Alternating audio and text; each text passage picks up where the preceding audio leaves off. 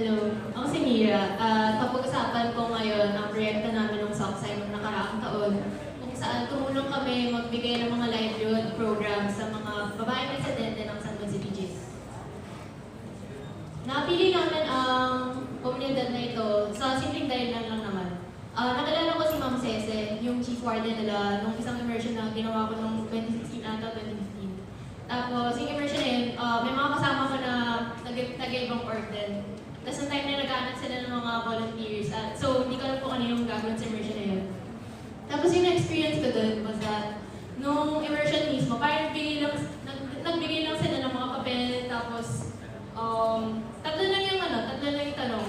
Ano yung gusto mong gawin within 5 years? Ano gusto mong gawin within 10 years? Tapos yung last na tanong, ano yung gagawin mo para ma-achieve yung goals na yun? Tapos yun na, nag-sharing lang sila. Tapos pagkatapos, uwian na ganun. Tapos nung napansin ko na parang medyo kulang. Kasi una sa lahat, tingin ko yung mga residente na yun na galing sa City Jail, alam nila kung ano gusto nila gawin sa buhay. Pero hindi, parang wala silang kakayahan or like mga opportunities para gawin yung gusto nila gawin. So kapag gusto nila gumawa ng negosyo, pero like hindi nila alam kung paano magpa-register, hindi nila alam kung paano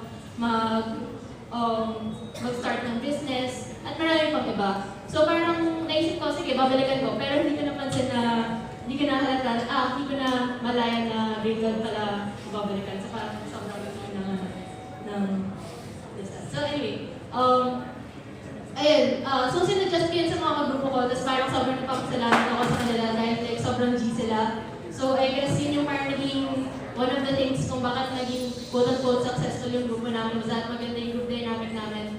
Lahat kami externs kasi malayo yung San Juan. So una sa lahat, kailangan na may student driver kasi kami, kaya madali lang pumunta doon. Tapos yung mga grupo ko like hindi kasi yung tamad ko. So parang sobrang sipag nila at parang may tagagawa ng programa, may tagagawa ng, may taga-organize kung ano gagawin namin. Meron yung naghahanap ng logistics kung paano mapagana yung project namin. So yun, maganda yung group dynamic. Yung mga grupo ko masipag, kaya nag-work out. Siguro yung mga naging problema namin nung time na yun, actually isa lang yung naging major problem namin. Yung pag-documentation, documentation. So kasi pagdating kasi sa mga jails, kailangan mo kasi i-surrender mo lahat ng mga recording devices mo. So kasama doon yung cameras, cellphones, at kahit yung mga voice recorders, sinasurrender yun. Tapos kung yung magdo-document, meron kasi assigned camera person sa jail, tapos sila lang pwede kumuha. So kunwari kapag wala yung camera person yun, off-duty sila. So wala kami documentation. Tapos kung nandun sila, tapos doon pwede sila mag-picture. Tapos minsan yung mga pictures pa na yun, like may shaky, blurry pa, tapos gumagamit ng flash kahit hindi naman ginagamitin dapat ng flash. So parang yun yung naging yung problem namin. Tapos, dapat kasi yung mga pictures ng mga residente, kailangan nakatalikod sila. So parang ganito, sila yung kumukuha ng yung mga wardens din mismo yung kumukuha ng pictures. Or kung may face man, sinasabihan kami na i-blur out. So parang ganyan. Kaya yung sa start, kasi parang, sa start, kaya ilan sila lang mag-blur yung picture kasi yun dapat talaga yung protocol din. So aside from documentation naman, parang tinitignan ko, tapos yun nga, sinabi namin na gagawa kami ng mga series ng workshops, pero yun nangyari, dalawa lang yung ginawa namin. Pero yung dalawa na yun, I think, marami naman sila natutunan. So yung first workshop namin, nag-workshop kami ng peanut butter and wilted lunch spread. Tapos, ay kasi yung naging mahirap doon was that yung pagdadala ng cooking equipment kasi wala silang mga equipment doon. Tapos, kapag pinagawa lang kami magdala ng food processor kasi una sa lahat matalas yun. Mga matatalas na bagay din sila surrender sa jail. So yun, yung imbis na food processor, yung nagdala kami ng pandikdik. So so dinikdik lang namin yung peanuts for like mga isang oras. Tapos yun, naggumawa kami ng peanut butter from there. Yun. Pero yun, nagawa ng paraan. Yung second workshop naman, since napansin namin medyo nahirapan kami on our part na gumawa ng mga food-related workshops, naisipan namin na mag-focus on arts and crafts. So, gumawa kami ng felt flowers. Ayun. Ito yung problem namin. Kasi wala yung camera person nung time na yun, nung nag-workshop kami. Wala kami documentation. So, yung documentation lang namin mismo kung paano namin ginagawa yung felt flowers as a group. Tapos mas konti naman yung materials na dinala namin. So, parang mas madali siya i-execute. So, nagdala kami ng felt, bugal, tapos yung scissors, is bawal na matalas, hindi kami nagdala. Tapos hiniran lang namin yung mga mapupuro na scissors ng jail. So, kasi yung kailangan pag-isipan kung magpapa-workshop sa isang community, kailangan mong malaman muna kung ano yung mga limitations bago magpagawa ng workshop. Ano yun, I guess yung natutunan namin as a group and personally from doing community work, social work, gano'n, is that hindi lahat ng projects nyo kailangan may impact. Okay lang naman ang impact, yung mga projects nyo. What I mean is that since these projects kasi, community projects, they take a long time to have like any real progress, and marami din it's also a trial and error process then. It's a continuous trial and error process. So may mga times na kailangan nyo tingnan what projects work, what projects don't work, and what projects you need some tweaking. So hindi kailangan na parang, yung like parang first, dahil nyo siguro gumawa ng full-on community project sa isang, community. Ayun, so, syempre hindi kayo agad makaka-relate sa community nyo. Hindi kayo makakabuha ng relationship with your community within, 3-6 months. So, kailangan talaga na, you need to, give,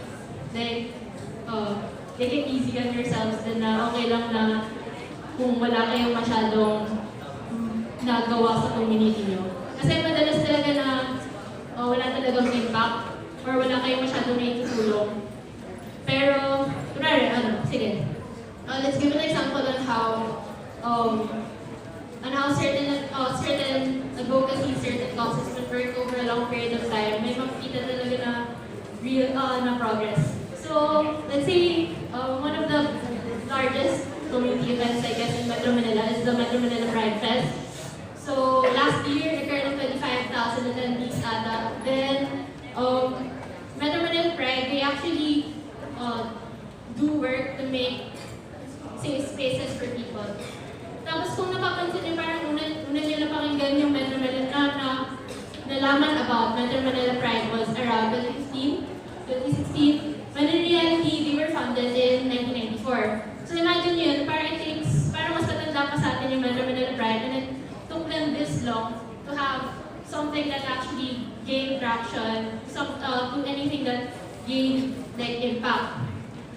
So it's okay na okay, it doesn't have to be, your projects don't have to be, 100% sustainable, they don't have to be yung mga high impact, ano pa yung mga buzzwords so they don't have to be like 100% practical kasi to be honest, it's your first time. Tapos, well, not first time, baka second, third, pero alam mo yun, parang it's not, you have to like give yourselves that trial and error process. Tapos siguro pagdating nyo sa college or after college, pwede nyo balikan yung mga communities nyo. Okay. Salamat.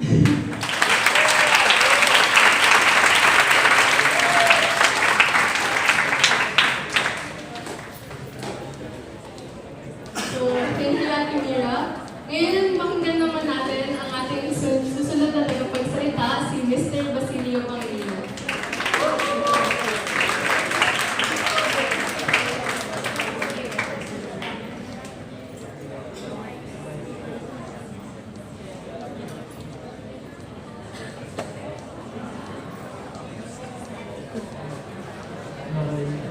So good morning. Ako si Basilio Pangilinan. Ay, Sir Devin. Isang nasahol pa ako, galing na ako sa klase. 7 to 8. Huwag kayo mag 7 to 8 pa class. So, tulog mo ako.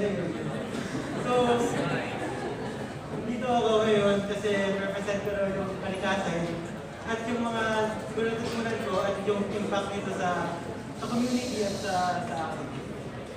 So, bakit ba ako nandito? So, nandito ako kasi wala si Marla. Sana si Marla, sana mag-represent kayo. Tapos sulit sana yung gising sa umaga. Sorry. So, ano ba yung kalikasan? Bale yung kalikasan, yung project namin sa Philippine Sockside is ginanap siya sa Aquino Parks and Wildlife Center. So, sobrang convenient kasi like, nilalakad lang na ang tungkol doon. So, yung Parks and Wildlife kasi, meron silang 300 to 500 na guest every day pa lang. Tapos umaabot yun sa thousands pagdating ng weekend. So, yung sa loob ng park, marami silang facilities, including a lagoon na kitang-kita mula sa door. Na-miss nga ako na pagpasok namin doon, kita-kita namin yung design, pero hindi kami umalis na park. Tapos,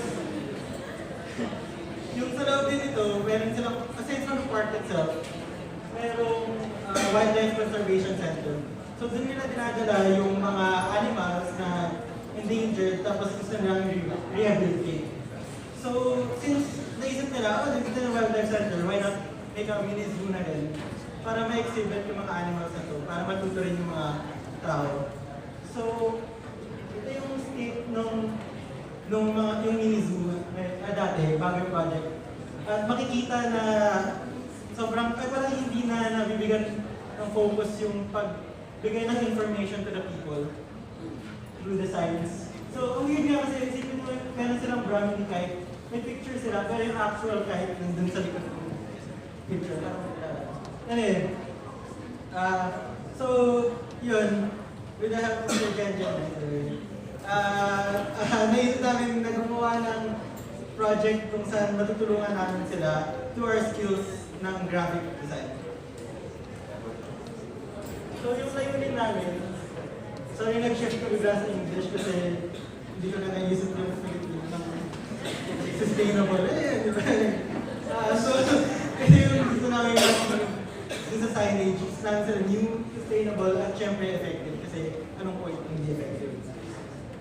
So yung process namin, bale nag-meet kami kay Ms. Pedro Sandoval, tapos every week, pinidiscuss namin yung plans namin at yung progress. Tapos, para magkaroon kami ng insight kung paano ba mag-design ng signages, nag-consult kami kay Paolo Alcazarin, isang prominent na landscape architect, at isang graphic artist, mag-gets namin kung paano mag-design ng signages.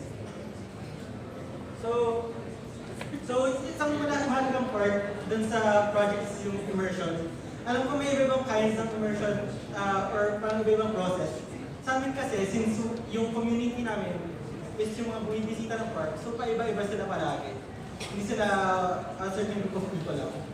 So, ginawa na lang namin, nag-survey kami, nag-interview kami before and after the project. Tapos yun yung parang immersion namin.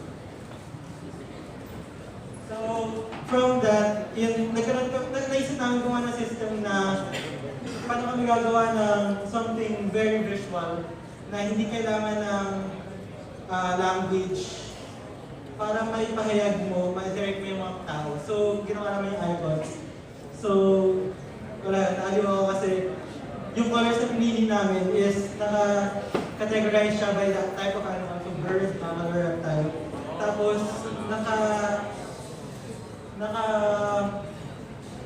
yung color scheme mismo is applicable siya sa yellow and green, which is yung color ng Aquino Parks and Wildlife.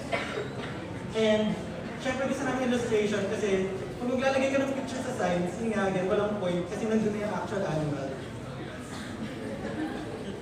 Anyway, ito yung mga pinapose namin. And eventually, pa rin yung approve na designs. So, ano ba yung impact nito sa community na ginawa namin ng project? So, balikan natin yung mga layunin which is new.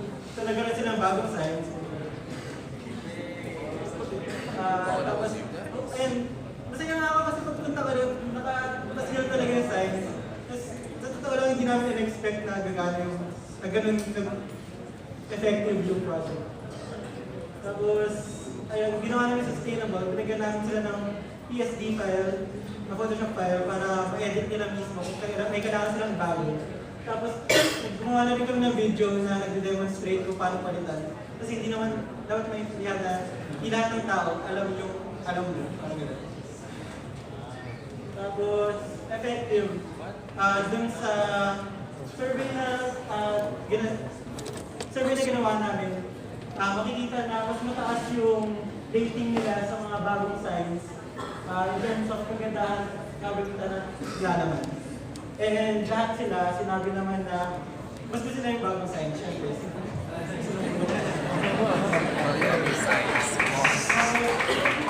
Although, na-discover namin na sobrang critical ng mga tao, kahit ano lang sila, kahit bumibisita lang sila sa park, kasi mga 2/3 sa kanila sabi, ay hindi, kailangan nyo pa yung pagandahan ng mga gano'n.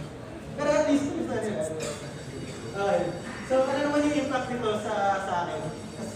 As an architect student or as a person? So, ayun, syempre, yung all-important teamwork. Dapat malulong tayo sa group meet natin. Pag kailangan natin ng tulong, confident enough tayo na humingi ng tulong. At the same time, kung may nagkukulang sa isang group meet, kailangan natin pick up yung slack kahit nakakainis. And siguro it extends din with working with people na hindi lang dapat ma-acknowledge natin na iba-iba yung expertise or iba-iba yung alam natin sa alam nila at dapat may respect tayo sa viewpoint nila. At the same time, ma-assert natin yung viewpoint natin kasi syempre may gusto tayo gawin. And siguro mas weird is yung pag-balance mo sa priorities mo. And sa totoo lang, at the end of the day, lahat ng mga projects natin is still requirements. And with that mindset, gusto natin ipasa yung requirements natin. Gusto natin successful yung project. Pero, yung mas malaking picture is that may impact nito eventually sa society. Yung mga ginagawa natin ganito. So, maganda kung we can look past it being just a requirement. And parang magiging duty natin to the community. Makakatulong tayo. And actually, ang bilis ng talk ko. Hindi ko tinime to. Pero mag-e-end na ako sa isang quote ni Doria, which is plus ultra. Yeah.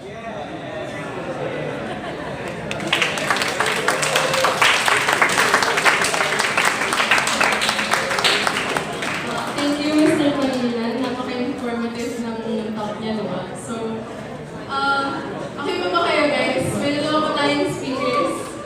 So, our next speaker, si Mr. Juancho Pelasito. And, yun, palakpakan natin siya, guys.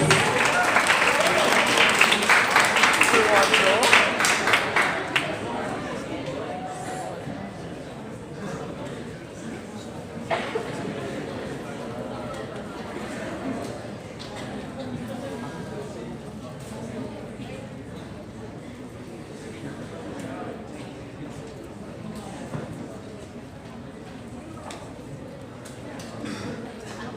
Hi guys, I'm Juancho from Ateneo, and this is basically our project.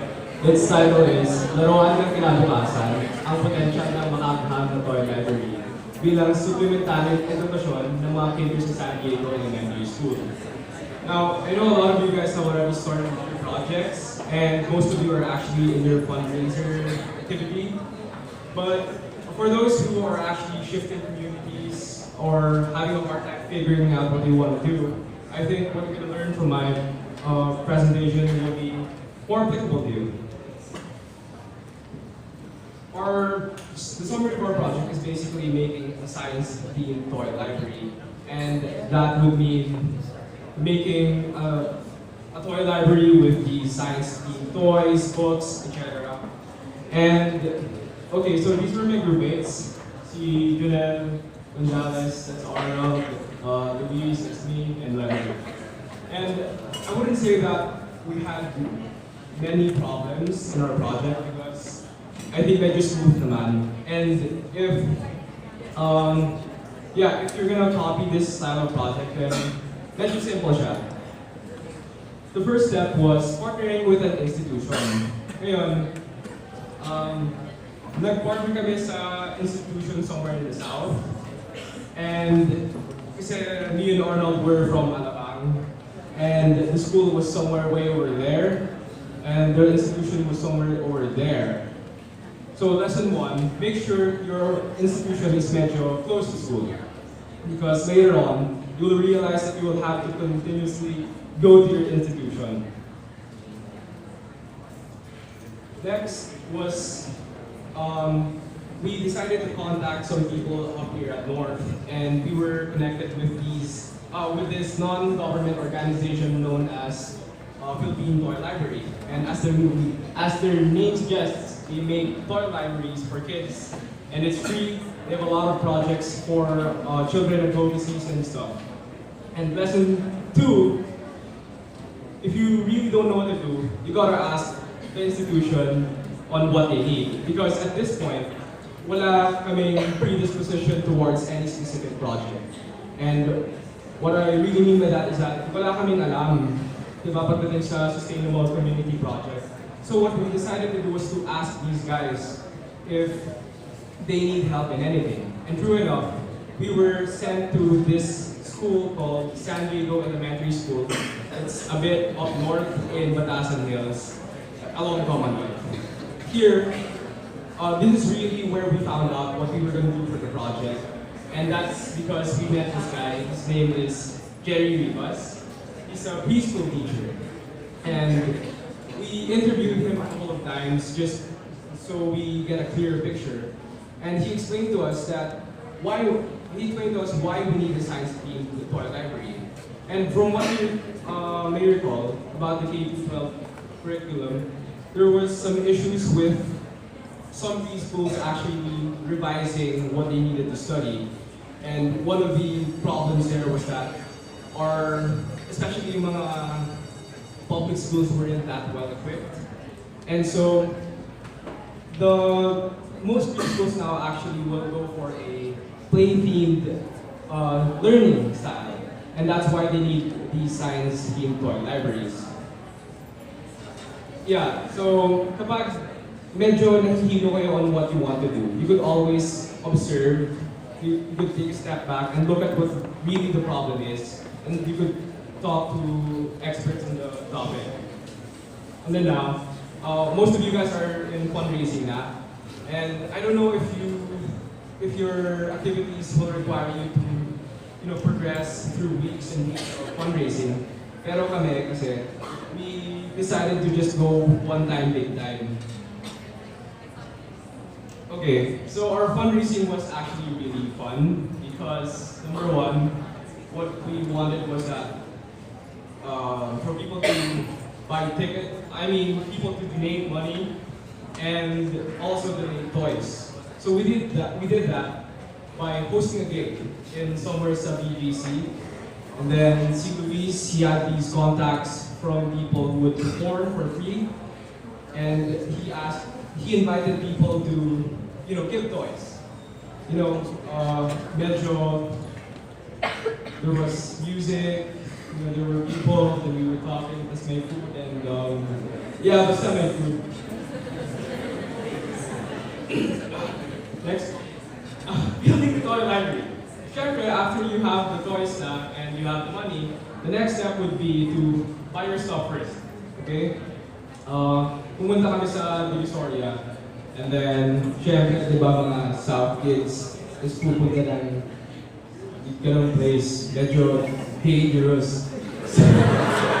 Medyo dangerous kasi everywhere we look, medyo tinitingnan kami ng mga tao. So, when Sir Jen explains to you guys that you're gonna gather materials from sketchy places, admittedly sketchy places, I suggest that you wear something simpler, you kind of get a feel of the people around you. And then afterwards, you just build the toy library, and then that was it, I think. Of course, you're not gonna stop with just building the toy library. You have to actually evaluate the results. And to do that, first our main contact person was Sir Jerry. Siya yung nagbibigay sa amin ng feedback whether the toy library is working. Lesson 4, always contact with your contact person. And by the way, if you guys will have the idea of, oh, sige, kayo yung nagawa nito for the first week, second week, kayo naman, I suggest you don't do that because nearing the end of the quarter, you will be asked to make reflection papers. 6 na ata yun. So kailangan, kunyari, 6 na beses kayo mag-i-interview or something. Kailangan, you're always there. Project summary. So, again, finding an institution, fundraising, building a science team, toy library, recording the developmental responses for the kids. And gusto ko lang i-add na to be able to properly evaluate whether the kids are actually responding, aside from the interviews, we contacted this professor from UP. And she explained to us how to actually handle and study children. Other tips, consult experts, yun na nga. Usually UP profs, they're very, very open to helping sustainable community projects from design. Then don't forget to document everything. Especially take pictures, photos every time you go anywhere or do something. Lastly, your project doesn't have to be huge. As you can see, super duper simple lang ang project namin. Actually, I don't know kung bakit kami yung pinaspeak dito, but diba? Kasi it's just basically buying stuff and then building something and then recording that. But when I thought about it, we also helped people, actually. We had a whole batch of students who would use this toy library in their incoming education. And yeah, it doesn't have to be huge, your project doesn't have to be the best. I think it just has to be very efficient and effective. Thank you and see you in Ateneo.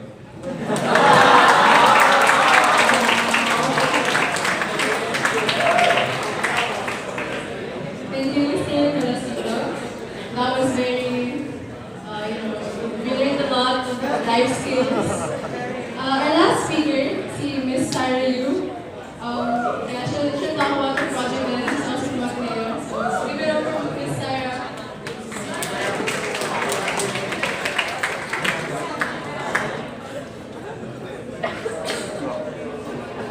Hi guys.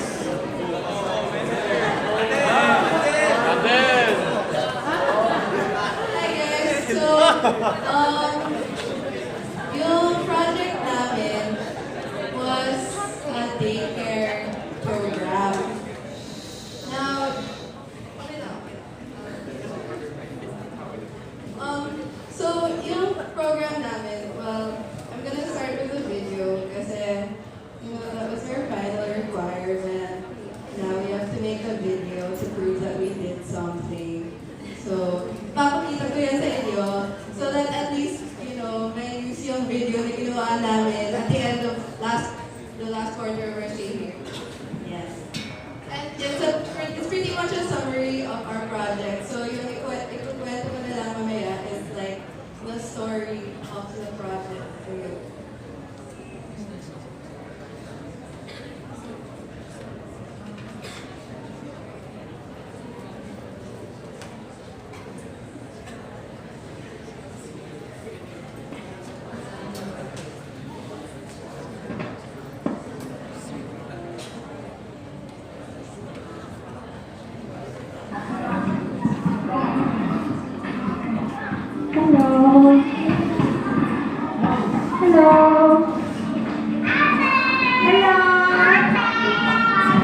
Ayon kay Nanay Lida, ang Part 7 Daycare Center ang pundasyon ng edukasyon ng mga musmos sa Part 7. Para sa aming proyekto, kami ay nagboluntaryo na magturo ng summer classes sa Part 7 Daycare Center.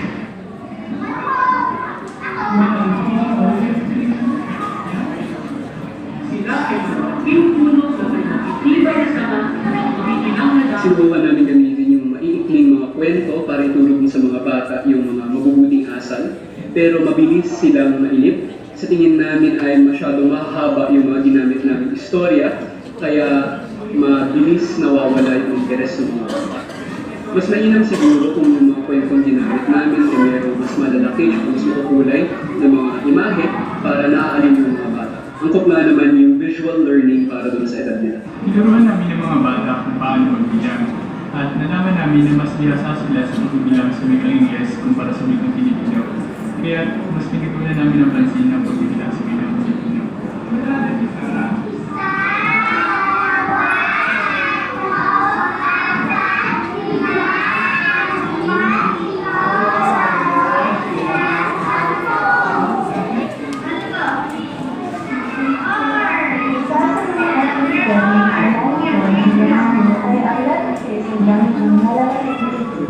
Ito ay ginagawa upang maging pamilyar ang bata sa hugis ng titik at matuto sila kung paano isulat at mukhang nakakasunod din ang mga bata dito. Yung pagkukulay, yung paborito na ng gawain, palagi nila kami kinukulit kung magkukulay na pa sila kasi gusto-gusto talaga nila. Nung tumagal, napagtanto namin na mas maganda pala yun kasi mas madali silang matuto kapag hands-on yung ginagawa nila.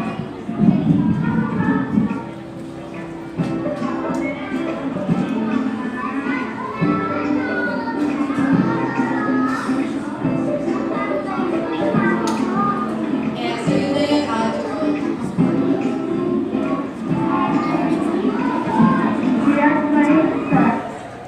Okay, so yun yung basically our project.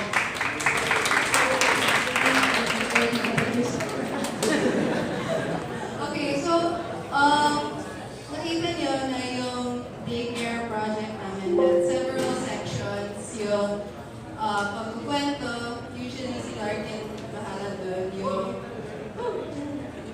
Yung magsusulat, yung pagbilang, pagbabasa, parang ganun. And then yung pagkulay. And kinuwento ni Alfie na yun yung doon sila most excited. But anyway, so yun yung project. Now, ito yung kwento ng project. It was a wild ride. Okay. So, tanong ko lang, ilan sa inyo yung medyo sanay mag-immersion? Meron ba? Yung mga yung nag-access or whatever, yung sumama sa lumad camps. Meron ba dito excited mag-immersion? Immersion! Meron ba dito na nervous, scared, hindi sila sanay, so like, what is this? Same. That was me. Okay. So, okay. So, our community was Park 7. Nasa tapat siya ng isang simbahan sa Varsity Hills. So, malapit siya sa bahay ko. That's mostly why I chose it kasi out of yung groupmates namin, ako yung most parent limitation. Like, they don't want me to go to Trinoma after school, guys. So, I had to choose, I asked my group if we could go to a community na malapit lang sa amin. And they agreed naman. So, we also used my house as parang our home base, you know. And so, ito yung Park 7. Ayun, yun yung entrance. And then, masikip siyang community, like the houses are really close together. And then, mostly community sila ng tricycle drivers. Yun yung main program nila. So, we started the project. After deciding on community, this was probably like, September or October. We interviewed one resident. That was our first mistake, just interviewing one resident. Okay. So, we interviewed Alan Cora. Nagtrabaho siya sa simbahan. Nagtulong siya sa office. And then resident siya ng Park 7. So, actually marami siyang info na binigay sa amin. Kaya we thought na sapat siya, pero hindi. So she said that yung main problem nila is that the kids don't often finish their education kasi mahirap yung pamilya or marami din ang tambay doon sa community. So, yung root problem from here looked like a problem of income. So, at this point, pumunta kami kay Sir Orke. We're like, Sir Orke, what do we do? Their problem is income. We can't just generate income. So, he said na, he recommended na magsimula tayo ng kooperatiba para sa kanila. Do you know what a cooperative is? Yes, okay. For those who don't know, it's basically like a citizen managed bank, like a collective of money for your community, and then you use it for projects, you invest it, or whatever.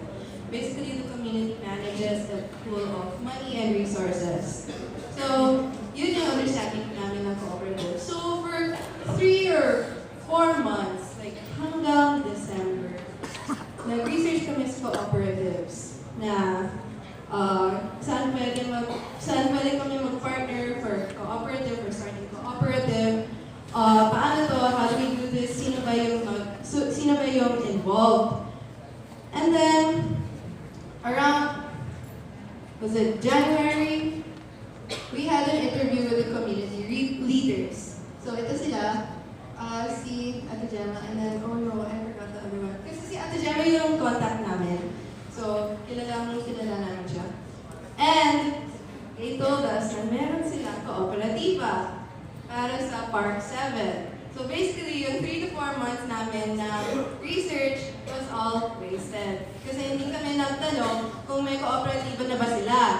Okay? So you have to ask them, specifically, your questions, or else that will happen to you. So they actually said that Park 7 is lucky na malapit sila sa simbahan. And then, yung simbahan, like, they're really generous with their fundraisers. So they give Park 7 students scholarships. They help the families. Meron silang mga programs and seminars to educate the families na these are possible jobs, these are schools you can send your kids to. So, helpful sila sa Park 7. And, you know, so it seemed that they're a pretty good community aside from masikip yung lugar nila, and ayun, a lot of their main income is tricycle drivers. So, yung problema namin is, now, what is our project? What can we do for them? What are we going to pass to the sock side department and the film department so that we can finish this year, so that we can graduate, okay?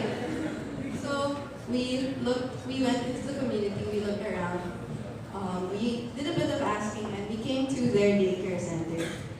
So, ito yung daycare center nila. And it's a small building. It is smaller than this stage. It's about half the size of this stage, okay? And the walls are like 6 inches thick. So, yung loob is even smaller than half the stage. Basically, small stage siya, okay? And we saw na medyo sira na yung shelves, medyo punit na yung gamit, and it's not that visible. So we proposed na renovate namin siya, and we'll donate materials, fundraiser for that, which was most of what our batchmates were doing, na mag-fundraise sila, mag-donate ng materials to somewhere.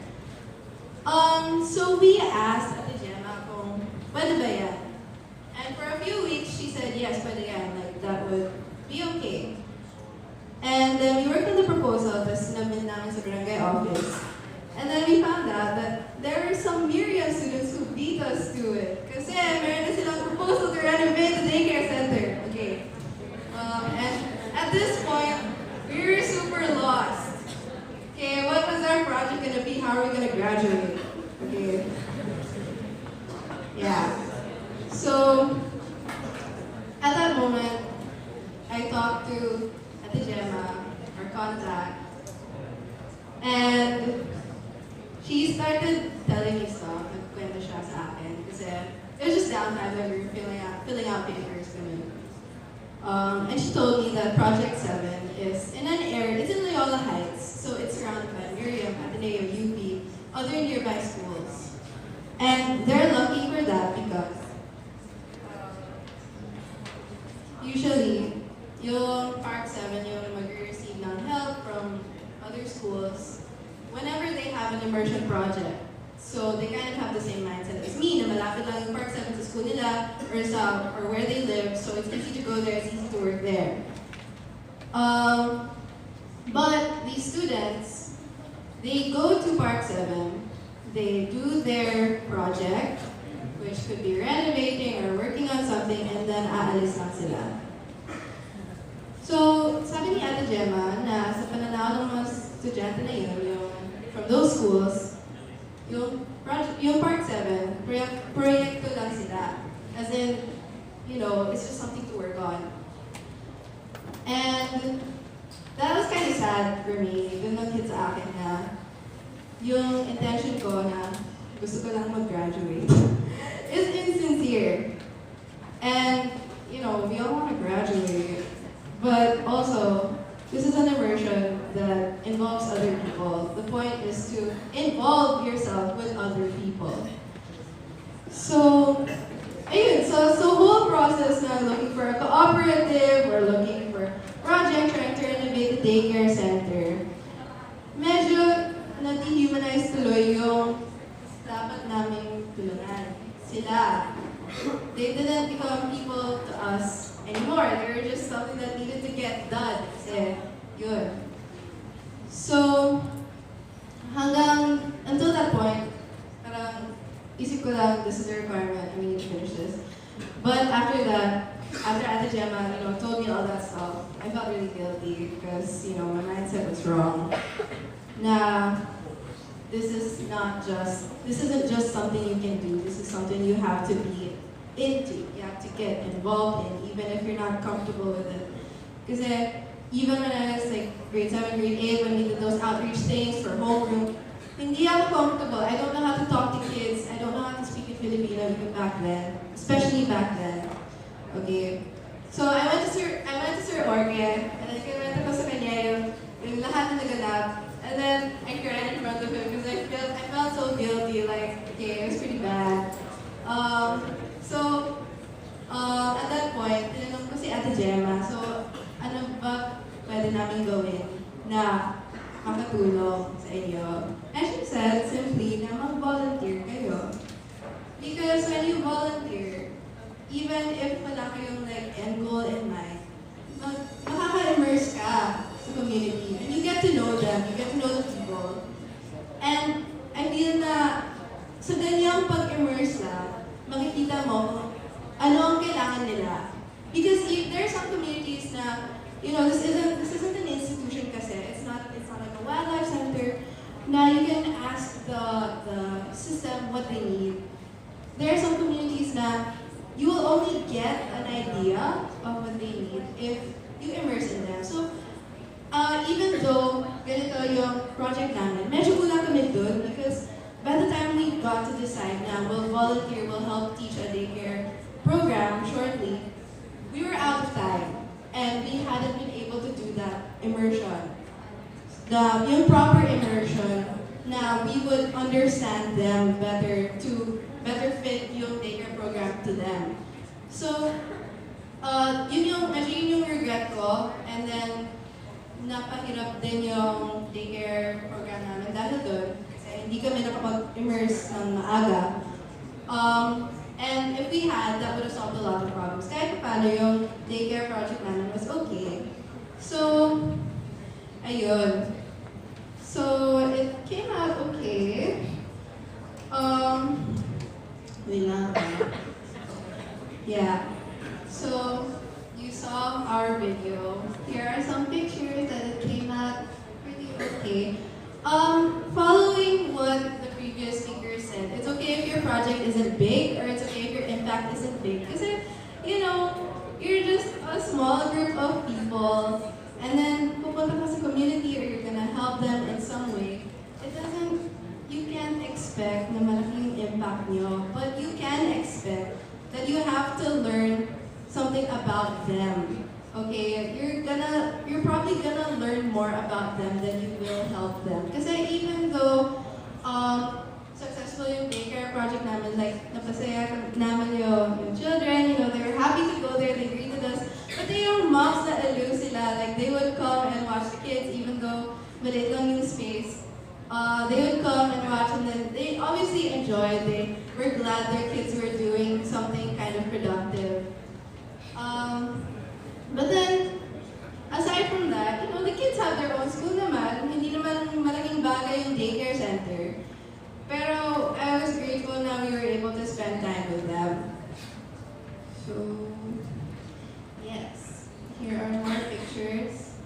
ito si Erwin, nagkukwento siya ng storybook. And then si Larkin, meron din siyang storybook.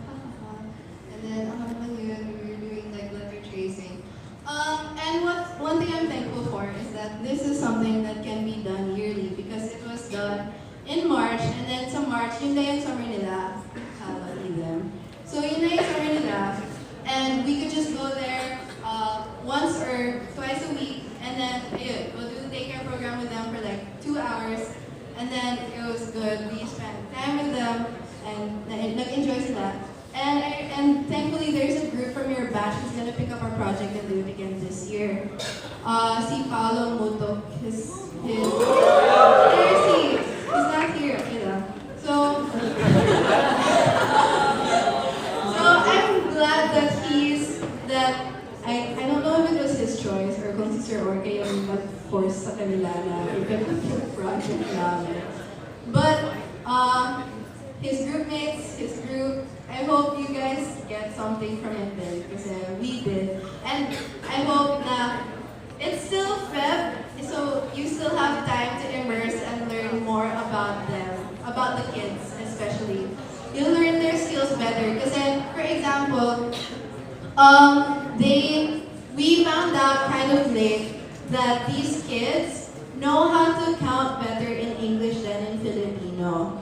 So we were kind of wondering, when we found that out, we were wondering what we could do with that knowledge. Like, should we try to help them count more in Filipino? Should we go now to addition or subtraction? Ganun. These were 3 to 6-year-old kids, so nag-vary talaga yung age and skill level nila. So, yeah, those kinds of things can be avoided if you immerse early. So, more pictures. And then guys, if you ever deal with kids, if your community is kids, then be ready kasi makulit sila as in nag-aaway sila over crayons. Okay. Yeah. So whatever your project is, I hope you learn more than you help them. Or okay lang if you help, pero I hope you learn a lot. And that you learn a lot about the people too. Yeah, that's it. Thank you.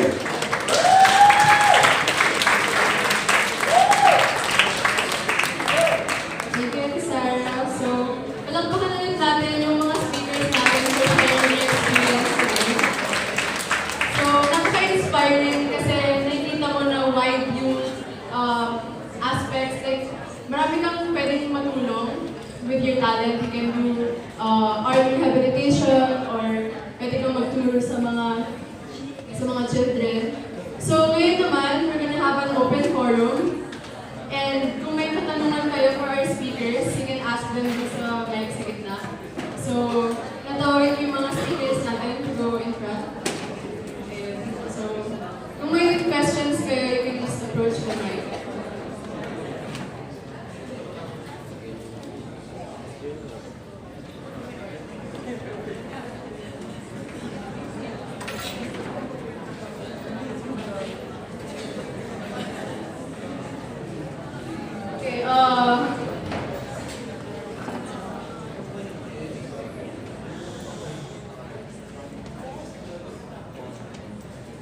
May tanong ba kayo guys sa ating mga speakers?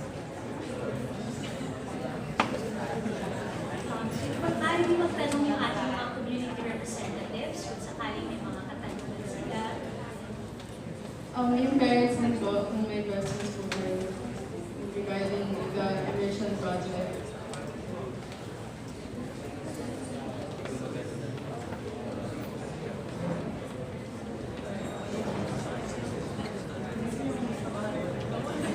Okay, first question, kumusta na kayo? Pero okay, ano sa tingin niyo yung like pinaka-applicable to us na kunyari may mga wala pang community, anong tip niyo for us?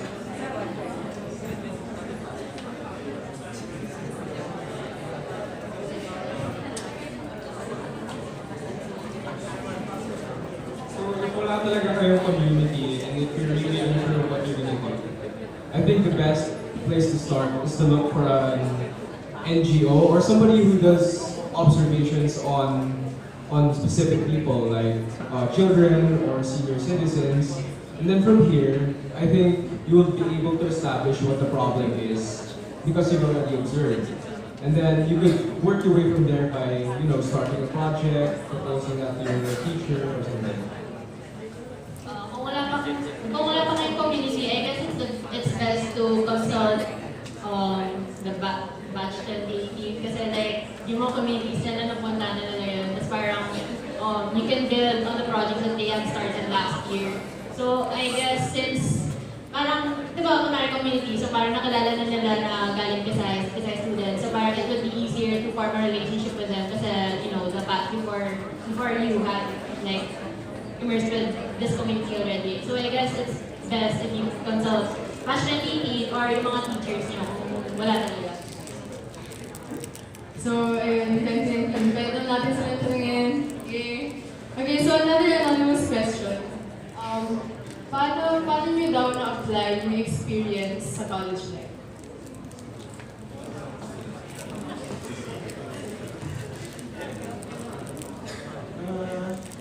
Pagdating mo sa UP,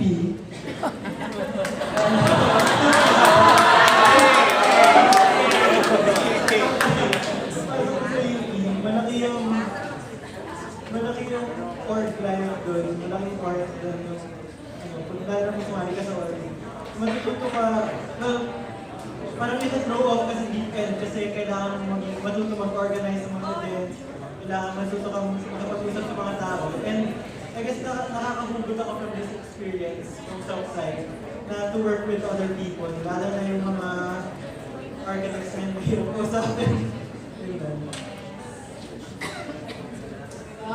So, hindi naman specifically college life, pero in general, after the experience, feeling ko, okay, we did this. So, after that, mas open ako sa mga bata. Because before that, I really didn't like children. Okay? Spending time with children would have been my last choice. But we did, so now, I'm okay. Well, pagdating naman sa other colleges, hindi lang sa UP, I think.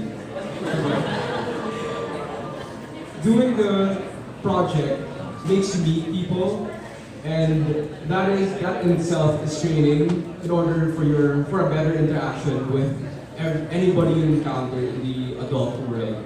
And I think that goes without saying that one of the basic premises of the Sustainable Community Project is starting a project which can actually help people. And this is, the goal of scientists after all. So in general, kung paano na-apply is that I guess I became more realistic with my goals. Like, siguro after the Southside project, I kept my goals small and my expectations smaller. And I think when it comes to community projects or social work, kailangan talaga realistic yung mindset mo. And it's okay to be idealistic na parang, I want to set this big goal. But you have to set these small goals na kailangan mo talagang i-execute para to make events that are successful, to raise funds that are, that are really big, and actually do some service for the community.